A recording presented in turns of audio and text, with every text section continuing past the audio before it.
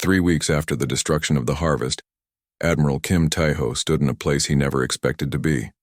A Veltari colony ship, surrounded by thousands of aliens who called him a hero. The survivors had been relocated to a safe system under Earth's protection, but many had insisted on staying to thank the humans personally. A small Veltari girl named Kira approached him, carrying something wrapped in soft cloth. She was one of the children rescued from the processing center, and she had drawn pictures of human soldiers during the long journey to safety.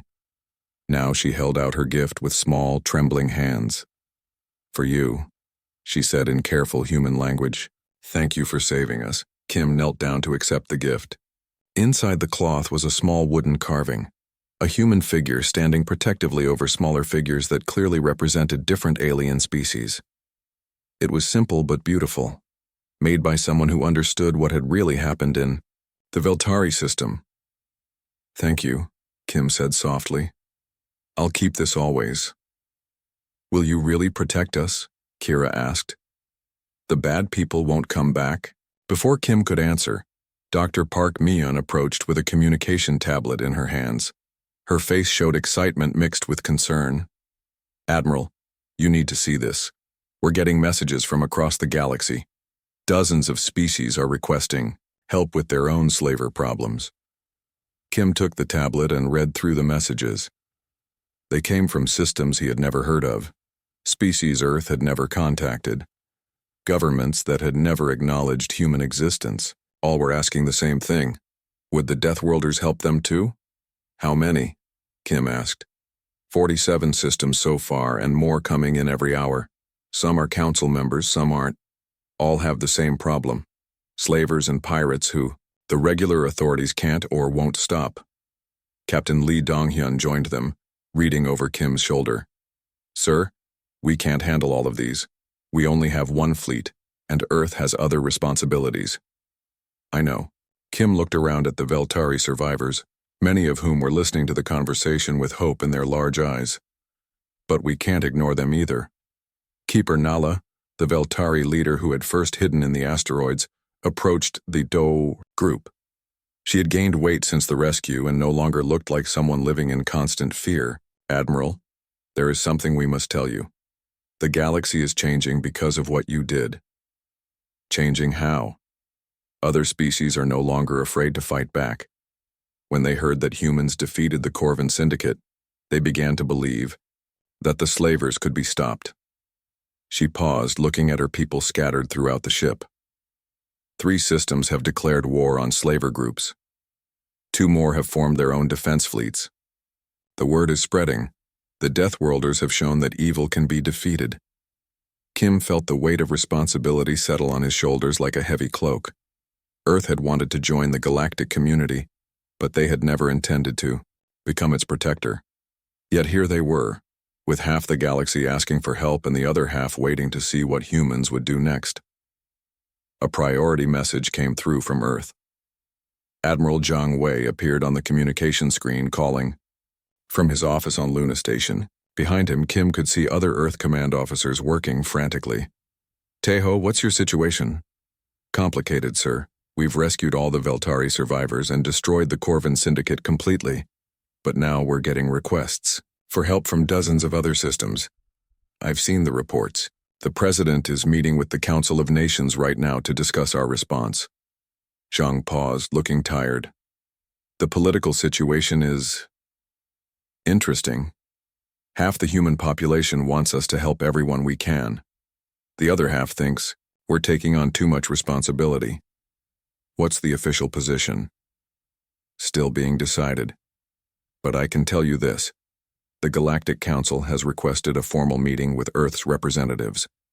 They want to discuss humanity's new role." In Council space, Kim wasn't surprised. The galaxy had watched humans destroy the most feared slaving operation in known space, and they wanted to understand what it meant. Were humans going to be the galaxy's police force? Were they claiming territory? Were they planning to expand their influence through military action? "Sir, I need guidance on how to handle these requests for help. For now, continue rescue operations for any immediate threats. Earth Command is working on a longer-term strategy." Zhang's expression grew serious. Taiho, you need to understand what you did changed everything.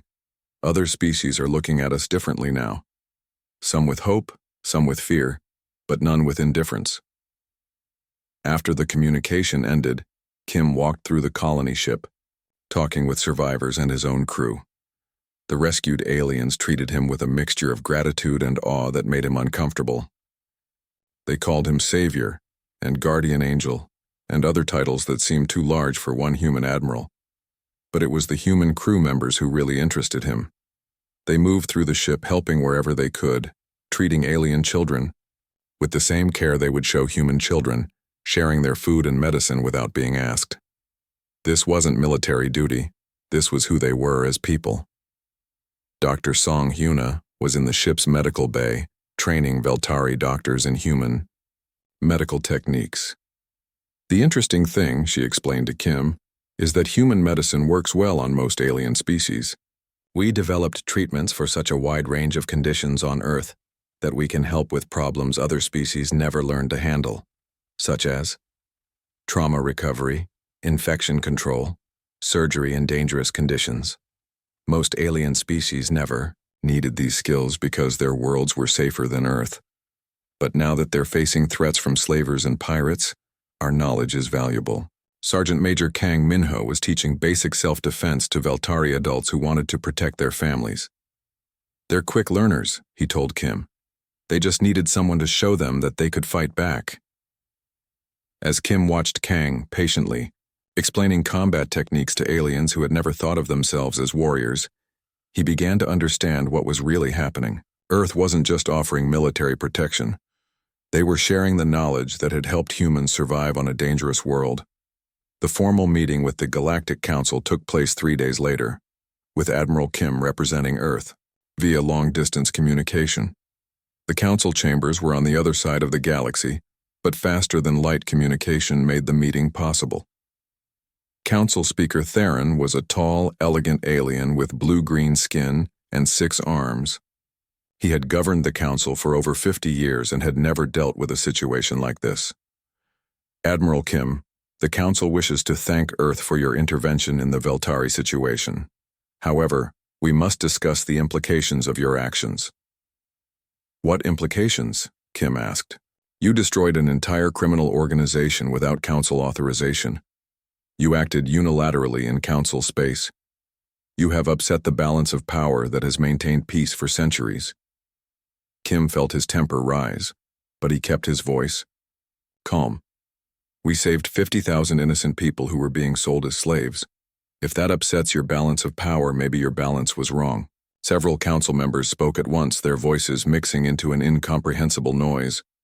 Speaker Theron called for order, then continued. Admiral, we appreciate your motives, but we cannot allow individual species to act as they please throughout council space. There must be rules, procedures, oversight. Where were your rules when the Veltari were being slaughtered? Where were your procedures when children were being taken from their families? The council must consider the greater good. The greater good is protecting innocence, Kim interrupted. That's what governments are for. If you won't do it, others will. The meeting continued for hours, with council members debating humanity's role in galactic affairs. Some wanted to restrict human activities, others wanted to formally request Earth's help with other problems. All were struggling with the reality that the galaxy now contained a species willing and able to act, when others would not. Finally, Kim had heard enough. Speaker Theron, let me make something clear. Earth didn't ask to become the galaxy's protector. We were perfectly happy minding our own business, but when someone calls for help, we answer. When children are in danger, we act. That's who we are. And if the council objects, Kim thought of little Kira and her wooden carving, of Dr. Song treating alien children, of Sergeant Major Kang teaching peaceful aliens how to defend themselves. He thought of 50,000 people who were alive because humans had decided to care about right and wrong. Then you can try to stop us, he said simply. But you should ask the Corvin Syndicate how well that worked out for them. The communication ended with no formal agreement, but everyone understood the new reality. Earth's borders now extended to anywhere children were being hurt, anywhere families were being torn apart, Anywhere the innocent needed protection as. Admiral Kim looked out at the stars from his command center. He received word that 2 more human fleets were being prepared on Earth. The galaxy had asked for help, and humanity was responding in the only way they knew how, completely and without reservation. The age of human expansion hadn't begun with conquest or colonization. It had begun with a promise to protect those who couldn't protect themselves. And across the galaxy, in systems both peaceful and dangerous, the harvest station was dying, breaking apart in the gas giant's gravity, but 50,000 prisoners were still trapped inside its twisted corridors. Commodore Shin Dae-hwan coordinated the rescue from his flagship, while human teams fought through collapsing sections to reach survivors. "We have a problem," reported Captain Ryu Ji-young from deep inside the station. "The Corvin set up execution chambers in the lower levels. They're trying to kill the prisoners rather than let us free them." Admiral Kim's voice came through the communication system, cold as space itself. "Stop them." Ryu led her assault team through sections of the station where the artificial gravity was failing, and toxic gases leaked from broken pipes. Her soldiers moved like they were born in such conditions, which in a way they were. Earth had prepared them for environments that would kill most other species. The execution chamber was a horror beyond imagination. Hundreds of aliens from dozens of different species were chained to tables while Corvin guards prepared to activate killing machines. The prisoners looked up with hopeless eyes as alarms rang throughout the station. "Human ships," one guard was saying to another. "The Deathworlders are actually here." "Kill them all," ordered the Corvin supervisor, a tall creature with silver skin and 4 arms. "Better dead than free." That was when Ryu and her team came through the wall. The Corvin had built the chamber with one entrance, thinking it would be easy to defend. They hadn't planned on humans who could cut through metal walls like paper and attack from any direction. Ryu's team moved through the room like a storm, taking down guards while protecting the chained prisoners. "Chief Nam, get those people free," Ryu ordered. Chief Warrant Officer Nam Kyung-ho was a veteran Marine with 20 years of combat experience. He had fought in the corporate wars and the pirate campaigns, but this was different. These weren't enemy soldiers. These were families, children, innocents who had done nothing wrong except exist in the wrong place at the wrong time. "Easy now," Nam said to a terrified Veltari female as he broke her chains. "We're here to help." "Please," she whispered. "My daughter. They took my daughter to the processing center." "We'll find her," Nam promised. And he meant it. The processing center was 3 levels up, in a section where the station's hull was cracking from battle damage.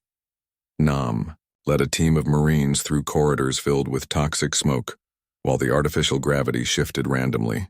They could hear sounds ahead, alien voices screaming, machinery working, guards shouting orders. When they reached the processing center, Nam understood why the Corvin were so desperate to kill their prisoners. The center was where they prepared stolen people for sale like animals. Children were separated from parents, families were broken apart, and people were marked with numbers and prices. "Take them down," Nam ordered, and his team moved. The fight was brief but intense. Corvin guards tried to use their superior technology and numbers, but they were fighting humans who had grown up on a world that tried to kill them every day. The aliens had advantages, but humans had something more important. They were fighting for something that mattered.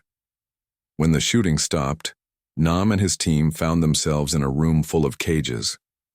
Hundreds of beings from different worlds were locked inside, including dozens of children. Many were hurt, all were scared, and some were so young they didn't understand what was happening. A small Veltari girl pressed against the bars of her cage, looking at the human soldiers with wide eyes. "Are you the scary monsters from the Death world?" she asked. Nam knelt down to her level, his battle armor making him look huge and threatening, but when he spoke, his voice was gentle. "Some people think we're monsters, but we're here to help you. My mommy said monsters eat children." "Bad monsters do," Nam said, working to open her cage. "But good monsters protect children. We're the good kind." As his team freed the prisoners, Nam received reports from other parts of the station. Human rescue teams were working throughout the harvest, pulling people from collapsed sections and fighting off the remaining Corvin guards. The station was breaking apart. But they weren't leaving without everyone. Captain Ryu coordinated the evacuation from the main command center. The station's systems were failing, but human engineers had managed to get the transportation systems working again. Streams of freed prisoners moved through the corridors toward waiting ships. "Admiral, we have a situation," Ryu reported. "There's a section of the station that's been sealed off. Sensors show thousands of life signs inside, but the Corvin have rigged it to explode if we try to enter. How long until the station breaks apart completely?" "Maybe 30 minutes, sir." Admiral Kim was quiet for a moment. Then his voice came, through calm and determined. "Send in the specialists." The specialists were human soldiers trained for the most dangerous missions possible. They could work in conditions that would kill anyone else and solve problems that seemed impossible. Led by Major Im Subin, they approached the sealed section through maintenance tunnels that were flooded with radiation and toxic gases. "The explosion is triggered by any attempt to open the main doors," Subin explained to her team. But they didn't think about someone coming through the waste recycling system. It was a horrible journey through pipes filled with things that would have killed most species instantly. But humans from a death world had learned to survive in environments that other species couldn't even imagine. They moved through the toxic waste like it was just another day at work. Inside the sealed section, they found the largest group of prisoners yet, nearly 10,000 beings from hundreds of different worlds. All were chained together in a massive chamber waiting to die when the bombs exploded. "We can't disarm the bombs from here," reported Petty Officer Han Wusung after examining the explosives. "But I can redirect the explosion away from the prisoners." "How?" Subin asked. Han smiled, the way he always did when working with dangerous things. "By giving it a better target.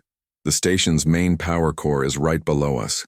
If I can channel the explosion downward, it'll take out the power core instead of the prisoners." "What about us?" "We'll have about 10 seconds to get everyone out. Should be plenty of time." It wasn't plenty of time, but it was what they had. Subin's team worked frantically to free the prisoners while Han prepared his explosive redirection. The station shook around them as it continued to break apart in the gas giant's gravity.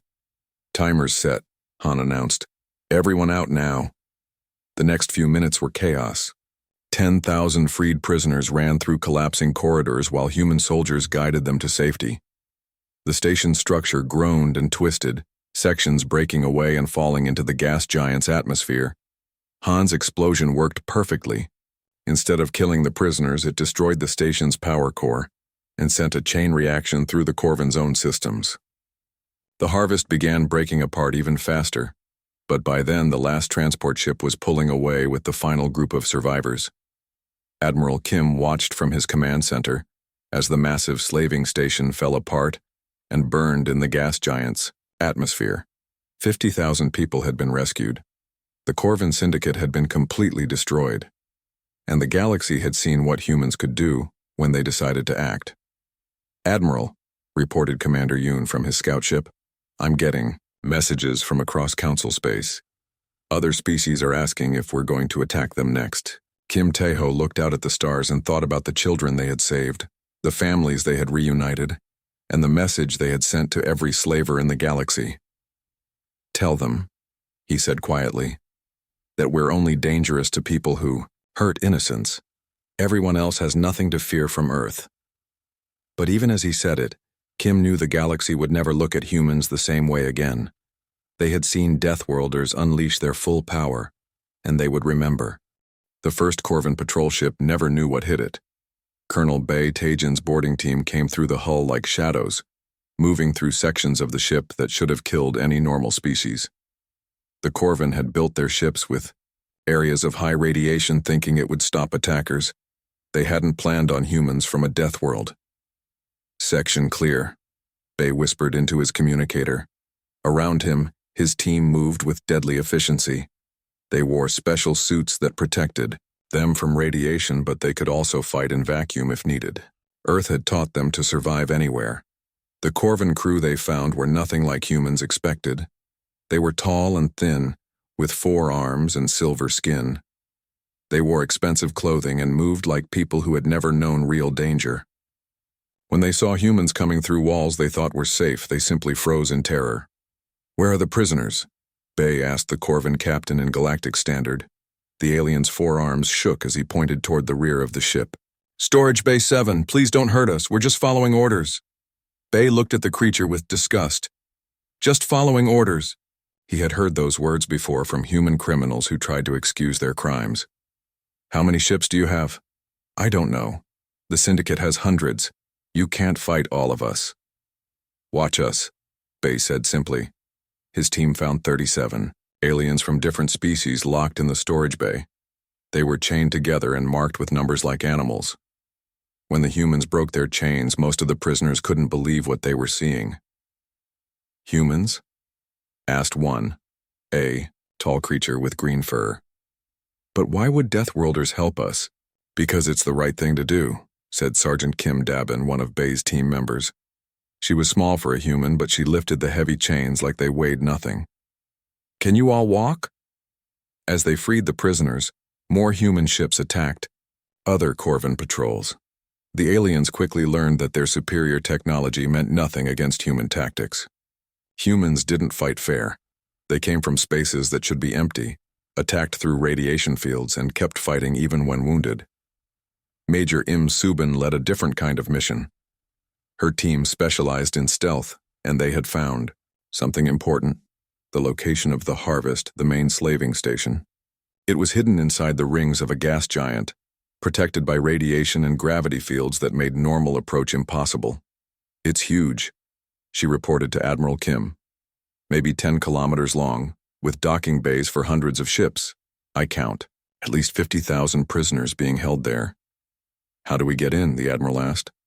"The same way we always do, through places they think are impossible." Subin's team used small ships that could fly through the gas giant's rings, dodging chunks of ice and rock while radiation tried to cook them alive. Their ships were built by humans who understood that sometimes you had to go through hell to save people. They found a waste disposal port on the station's lower levels. The area was filled with toxic gases and extreme heat, conditions that would kill most species in minutes. For humans with the right equipment, it was just uncomfortable. "Remember," Subin told her team as they prepared to enter the station, "we're not here to fight their whole army. We're here to break their control systems and let the main fleet do its job." Petty Officer Han Wusung carried the explosives.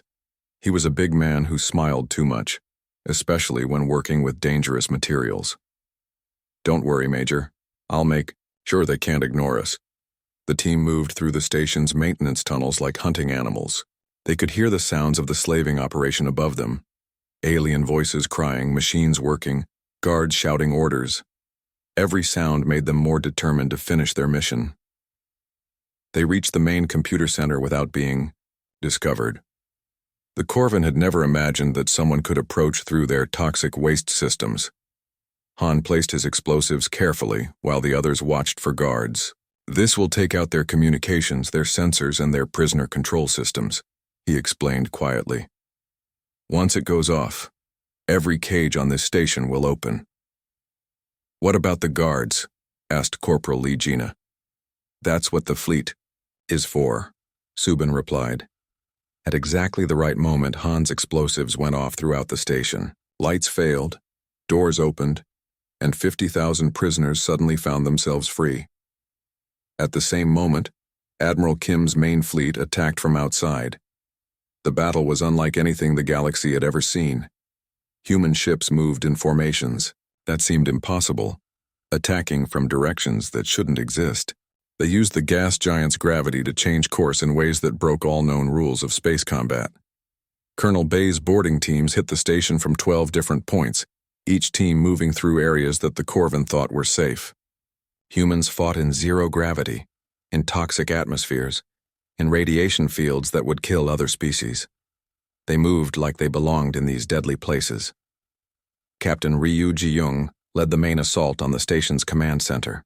Her team had to fight through hundreds of Corvin guards, but the aliens had never faced humans in real combat. They expected enemies who would retreat when hurt, who would avoid dangerous areas, who would fight fairly. Humans did none of those things. They kept fighting when wounded. They used the station's own hazards as weapons, and they fought with a fury that came from seeing children in cages. "Command center secured," Ryu reported to Admiral Kim. All prisoner areas are open. Casualties among the prisoners are minimal. And the Corvin fleet? Running, sir. Fast as they can. Throughout the station, freed prisoners watched in amazement as human soldiers helped them to safety. These were the dangerous Deathworlders they had heard about, but they were risking their lives to save strangers. A young Veltari girl ran up to Sergeant Kim Dabin and hugged her leg. "Are you really from the scary world?" she asked. Dabin knelt down to the child's level, her battle armor making her look like a metal monster. But when she spoke, her voice was gentle. "Yes, little one, but we're only scary to bad people. Will you make sure the bad people don't come back?" Dabin looked around at the destruction, at the cages that had held children, at the fear in so many alien eyes. Then she looked back at the child and made a promise that every human there would have made. "Yes, we'll make sure." As the last of the Corvin ships fled into deep space, Admiral Kim received reports from throughout the system. The slaving operation was completely destroyed. The harvest was breaking apart, its useful sections being converted into temporary shelters for the freed prisoners. But most importantly, the galaxy was watching. Every species with sensors had seen what happened when humans decided to act. They had seen Deathworlders unleash their full fury, not for conquest, not for resources, but to protect the innocent. The message was clear. Earth's children were more dangerous than anyone had imagined, but they were dangerous in all the right ways. Commander Yoon Jiho's scout ship Silent Runner dropped out of faster-than-light travel at the edge of the Veltari system. What he saw made his stomach turn cold. 3 planets that should have been green and blue were now brown and gray. Smoke rose from burning cities and debris floated in space where orbital stations used to be. "Send word back to Admiral Kim," Yoon told his communications officer. "Tell him it's worse than we thought." The Silent Runner moved carefully through the system, scanning for survivors. Yoon had fought pirates before, but this was different. This wasn't robbery. This was the complete destruction of a civilization.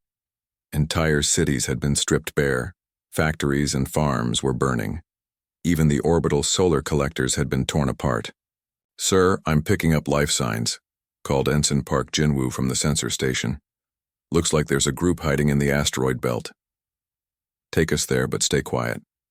If there are survivors, there might still be slavers around." The asteroids were dark and cold, drifting slowly through space. Most were just rock, but sensors showed that someone had carved hiding places into several of them. Yoon guided his ship to the largest asteroid and found an airlock hidden behind fake rock panels. "This is Commander Yoon of the Earthship Silent Runner," he broadcast on local frequencies.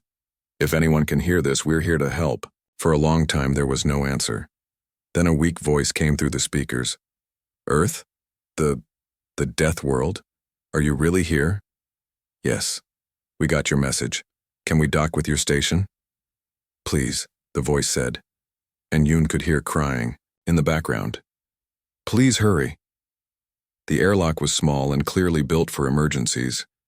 Yoon and 2 of his crew put on their spacesuits and crossed over.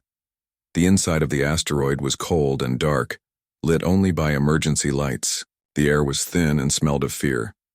A Veltari female waited for them, her blue skin pale with exhaustion. She was thin, too thin, and her large eyes were red from crying. Behind her, Yoon could see more Veltari, adults and children, all crowded, together in a space meant for maybe a dozen people. "I am Keeper Nala," she said in broken human language. We have been hiding for 6 days. The Corvin came and they took so many." "How many are you here?" Yoon asked gently. 43 adults, 16 children." She looked at the human soldiers with wonder and fear. "Are you really here to help? They say humans are dangerous." Yoon removed his helmet so she could see his face clearly. "We are dangerous," he said simply, "but only to people who hurt others. You're safe now." One of Yoon's crew, Medical Officer Song Hyuna, pushed forward with her medical kit. She was a combat medic trained to work in the worst conditions, but even she was shocked by what she saw. The Veltari had been surviving on emergency rations and recycled water. The children were sick, and several adults had injuries that hadn't been treated. I need to examine everyone, Song said, already pulling out her equipment. Some of these people need real medical care right away. As Song worked, Yoon talked with Keeper Nala and learned the full horror of what had happened. The Corvin Syndicate had arrived with a massive fleet and simply taken over the system. They had sorted the population like animals. The strong ones, for heavy labor. The smart ones for technical work. The children for... Nala couldn't finish that sentence. They have a base, she said quietly. A huge station they brought with them. They call it the Harvest. That's where they process, where they prepare people for sale. How many people did they take? From our world? Maybe 2 million, but they had others already. Different species from other systems. Nala grabbed Yoon's arm with desperate strength. Commander, they have children there. So many children. Yoon felt the familiar cold anger that all humans knew.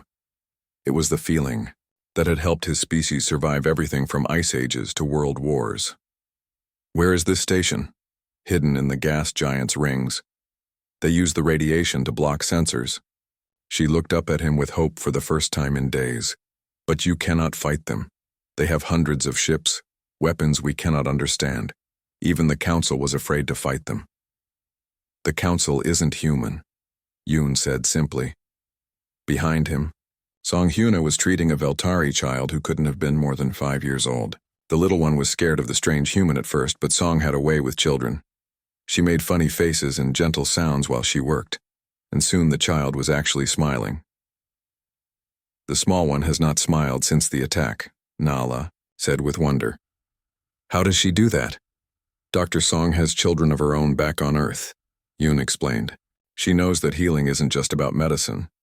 More scout ships arrived as word spread through the human fleet.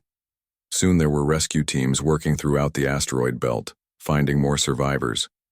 Each group told the same story.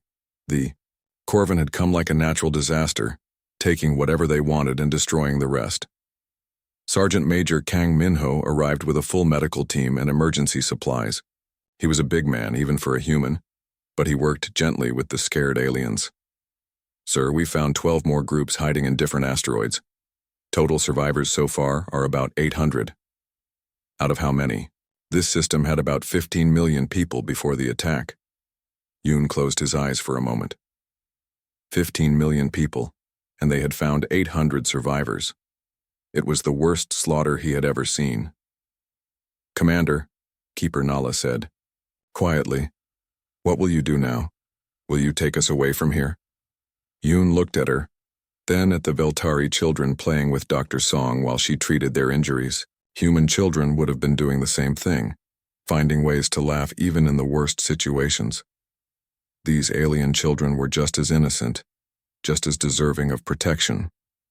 We'll take you somewhere safe, he promised. But first, we're going to get the others back. The others? But they are already gone, taken to the slave markets. No, Yoon said, and Nala stepped back at the tone in his voice. It wasn't angry, but it was absolutely certain. They're not gone until they're dead, and we're going to get them back. He activated his communication system. Admiral Kim, this is Yoon. I'm sending you everything we've learned. Sir, we need to hit them hard and fast. They have our people. The reply came back immediately. Our people, Commander? Yes, sir. Our people. There was a pause. Then Admiral Kim's voice came, through, cold and determined. Understood. Begin rescue operations for the survivors. The fleet will handle the rest.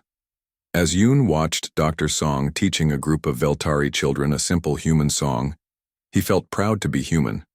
They were about to show the galaxy what Deathworlders really were. Not monsters, but protectors who would cross the stars to save strangers' children. Admiral Kim Tae-ho stood in the command center of the starship Indomitable, watching the stars through the massive windows.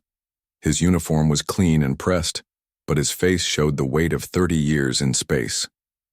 The United Earth Navy had grown, strong since joining the Galactic Council, but most alien species still avoided humans. They called Earth a death world and its people too dangerous. The alarm suddenly rang through the ship. Lieutenant Commander Choi Nari ran to her station, her fingers flying over the controls. Admiral, we're getting a signal from deep space. It's not from any human ship. Kim Tae-ho walked to the main screen. Put it through. The image was broken and filled with static. An alien face appeared, thin, with large eyes and pale blue skin. The creature was clearly afraid, and tears ran down its face. Behind it, Kim could see fires burning and people screaming. Please, the alien said in broken galactic standard. Anyone who can hear this, we need help. The slavers came 3 days ago. They took our children first. Our families are being separated. The council says they cannot help us. They say it would cost too much. We have nowhere else to turn, only the Deathworlders might help us now. We know you are dangerous, but maybe you will help where others will not. The signal cut to static. Kim Tae-ho stared at the empty screen for a long moment. Behind him, his officers waited quietly. They had all heard stories about slavers, but the Galactic Council usually handled such problems. Usually. Get me Dr. Park Mion, Kim said quietly. Now. Dr. Park Mion arrived within minutes. She was a small woman with sharp eyes, the best language expert in the human fleet. She had spent years learning alien languages and customs. You saw the broadcast, Admiral? Can you tell me more about it? Where did it come from? Park Mi-yeon sat down at her computer and began working. The signal came from the Veltari system, about 40 light-years from here. The speaker was Veltari. They're a peaceful species, mostly farmers and artists. They've been council members for over 200 years. And the slavers? Most likely the Corvin Syndicate. They've been growing bolder lately, hitting systems far from council protection. Park looked up from her screen. Admiral, the Veltari aren't warriors, they have no real military. If the Corvin hit them, those people don't stand a chance. Kim Tae-ho walked back to the main window. Space looked peaceful, but he knew better. Out there, families were being torn apart while politicians argued about costs and risks. What's the council's official position? He asked. Choi Nari checked her communications panel. They sent a formal response an hour ago. They call the situation regrettable but outside current intervention parameters. They're offering to accept refugees if any escape. Refugees, Kim repeated, his voice cold. They'll take whoever survives, but they won't stop the killing. Captain Lee Dong-hyun entered the command center. He was a big man, built for combat, with scars on his hands from a dozen battles. His special forces team was the best humanity had. Admiral, my people are ready if you need us. Kim looked at his officers. These were good people, humans who had sworn to protect others. But they served Earth, not the galaxy. Technically, this wasn't their problem. The Veltari had never done anything for humanity. Most aliens still treated humans like dangerous animals. Sir, Park Mi-yeon said quietly, I've been monitoring council channels. Other species are watching to see what we'll do. They know we got the signal. What are they saying? Most think we'll ignore it. Some hope we will. They're afraid of what happens if humans get involved in council space. She paused. But some of the smaller species, they're hoping we'll help. They've had slaver problems too. Kim Tae-ho made his decision. Get me Earth Command on priority channel. The connection took several minutes. When it cleared, Admiral Jang Wei appeared on screen, calling from Earth's orbital command station. Tae-ho, what's the situation? Kim explained quickly about the Veltari signal and the Council's refusal to help. Zhang listened without interruption, his face growing darker as the report continued. The Council abandoned them completely? Zhang asked. Yes, sir. They say it's too expensive and too dangerous, but they'll happily take any survivors.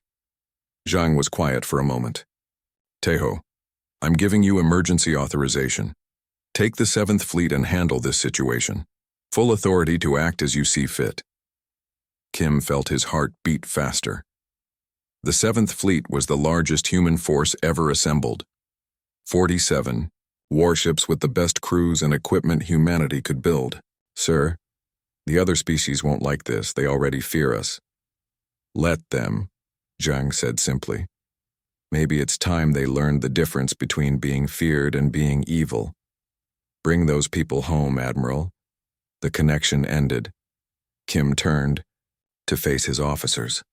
They were all watching him, waiting for orders. Outside, other human ships floated in formation, their crews probably wondering what was happening. Nari, send signals to all ships in the 7th Fleet. We're moving to the Veltari system, maximum speed. Sir, that will take us through Council space. Other species will see us coming. Good. Let them watch. Kim walked to his command chair. Dongyun, get your teams ready for boarding actions. We don't know what we'll find when we arrive. What are our rules of engagement, Admiral? Kim thought about the fear in the Veltari's eyes, about children being taken from their families while politicians worried about costs. We're not going there as peacekeepers, he said quietly. We're going as humans. Anyone hurting innocents is an enemy.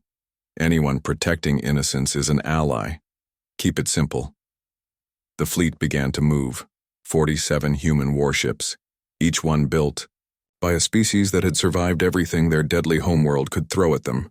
They were heading toward Council space, where aliens would watch in terror as humanity showed its true nature. As the stars began to shift and change on the main screen, Kim Taiho allowed himself a small smile. The galaxy was about to learn something important about humans. They weren't just dangerous because they came from a death world. They were dangerous because they actually cared about right and wrong. The Veltari had called for help, and the Deathworlders were coming.